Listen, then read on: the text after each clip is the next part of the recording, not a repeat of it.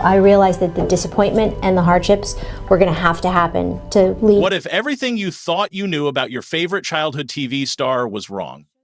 What if behind all those sweet smiles and happy family moments on Little House on the Prairie, there was a much darker story hiding?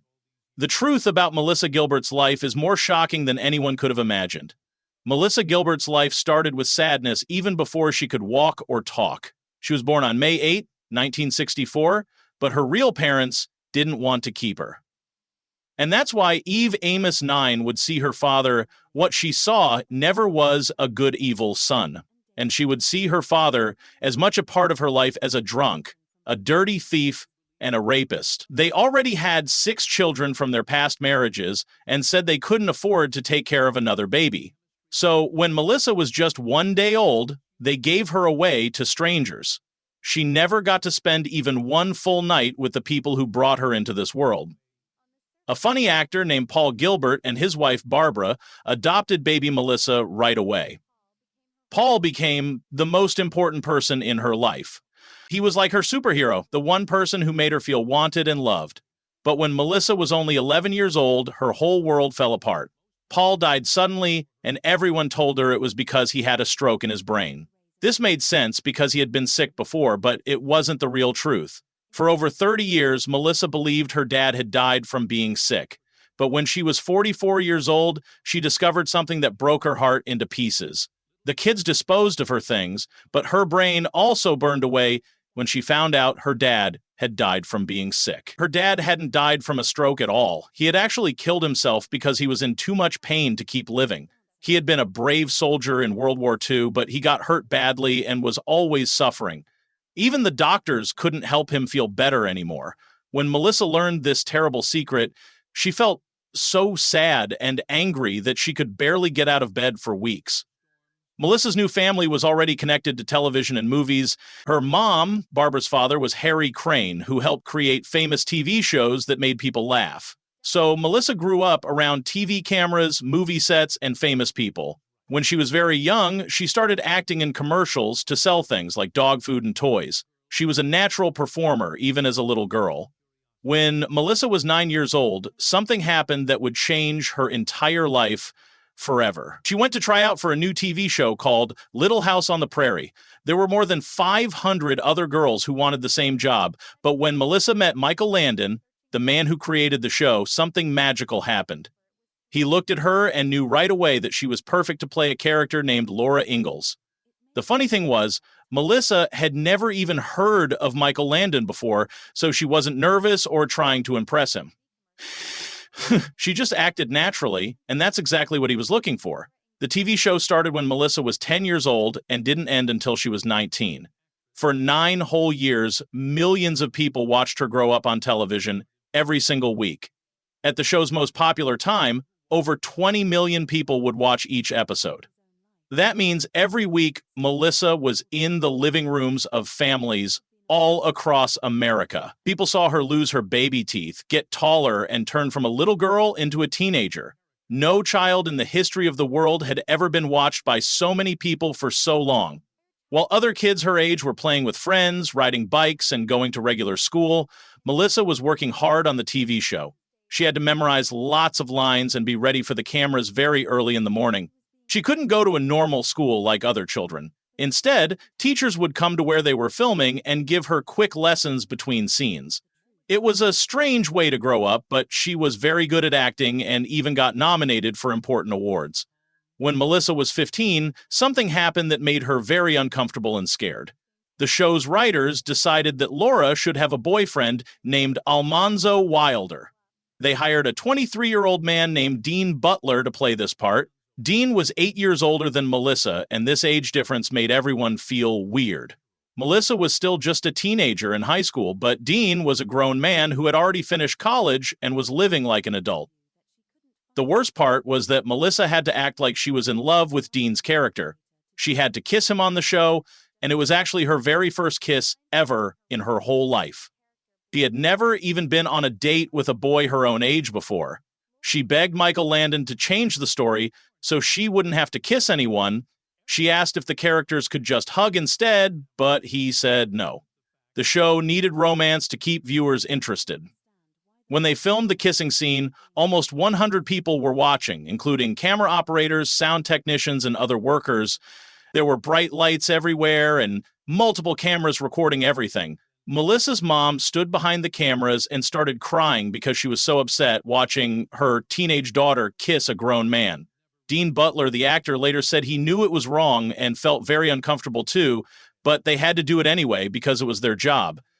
Even though many people felt this was not right, the episode became very popular. Viewers loved the romance, and the show got great ratings. Some fans wrote angry letters saying they didn't like seeing a teenager with an adult man, but other fans loved the story.